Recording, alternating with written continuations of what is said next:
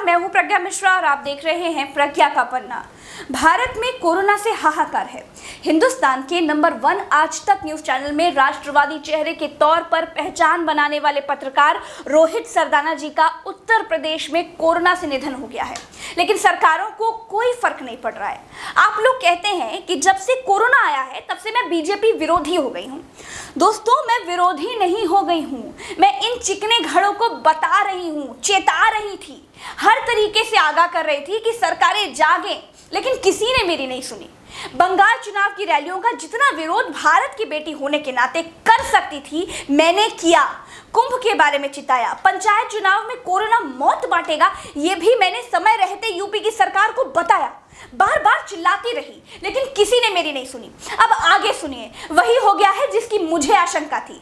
बताया जा रहा है कि पंचायत चुनाव की ड्यूटी में लगे 700 से ज्यादा टीचर या कह लीजिए कि कर्मचारी कोरोना से मर गए हैं। उत्तर प्रदेश के मुख्यमंत्री आदित्यनाथ जी, आप साक्षात ब्रह्म नहीं हैं, आपके अधिकारी भगवान नहीं हैं।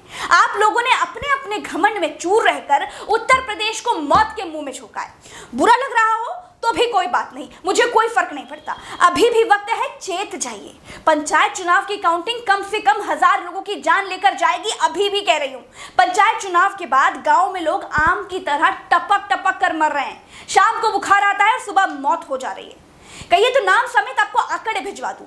प्लीज आप पंचायत चुनाव की काउंटिंग रोकिए। मैं आप लोगों से कड़े शब्दों में बात कर रही हूं, इसका मतलब ये नहीं है कि मैं आपकी विरोधी हूं। आप अच्छा काम करते हैं, मैं तारीफ करती हूं, लेकिन आप लोग पिछले 2 महीने से पाप कर रहे हैं।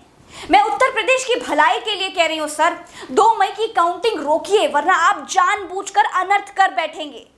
आपको यकीन नहीं हो रहा हो तो मैं आपको याद दिला देती हूँ।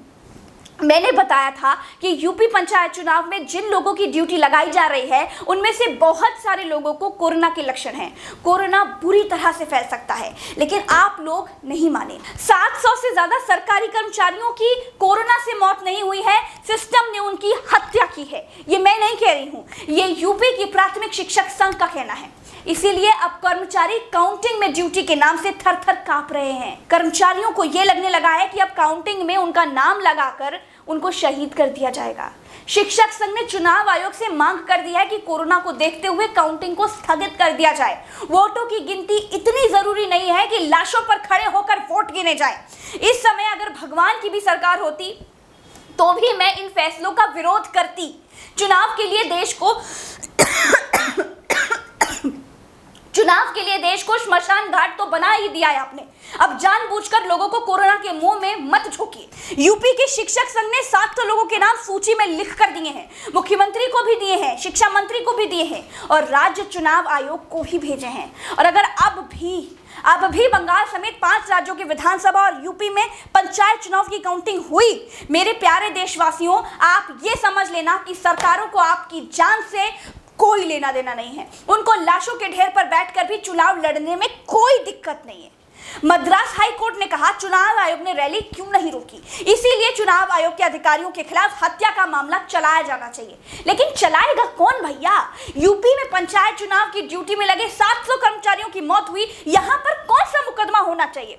देश में लगभग 9000 आईएएस, आईपीएस, 4000 विधायक, 750 लोकसभा राज्यसभा सांसद और 600 के आसपास मंत्री हैं। सुप्रीम कोर्ट के 700 जज ब्रह्मा विष्णु महेश बनकर बैठे हुए हैं, जो कभी भी कुछ भी करवाने की हिम्मत रखते हैं, लेकिन सब मुंह में रसगुल्ला दबाए बैठे, किसी को दिखाई और सुनाई नहीं दे रहा है, किसी को कुछ लेना देना नहीं है। प्रज्ञा मिश्रा के पास देश और प्रदेश को कोरोना से अलर्ट करने का ठेका है। प्रज्ञा मिश्रा को लोगों की जान की चिंता है और उसके बाद देखिए क्या मिलता है ठप्पा, बीजेपी विरोधी होने का। अरे बीजेपी भगवान है क्या? ये 21वीं सदी का आपातकाल है, सरकारें कुछ नहीं कर रही तो आदरणीय कोर्ट महोदय आप लोग कुछ कीजिए। आज हमने अपने बीच से सबसे बड़े साथी एंकर रोहित सरदाना को खो दिया है। रोहित जी इतने बड़े चैनल में थे, राष्ट्रीय राजधानी क्षेत्र में थे, इनके इलाज में तो कोई कमी नहीं हुई होगी, पैसे की भी कोई कमी नहीं होगी, फिर भी हम रोहित सरदाना जी को नहीं बचा पाए। आम आदमी को अस्पताल का बेड तो छोड़ दीजिए साहब, ऑक्सीजन सिलेंडर तक नहीं मिल रहा है। अब देश सड़कों पर गिरी हुई लाशें देखने का इंतजार कर रहा है क्या?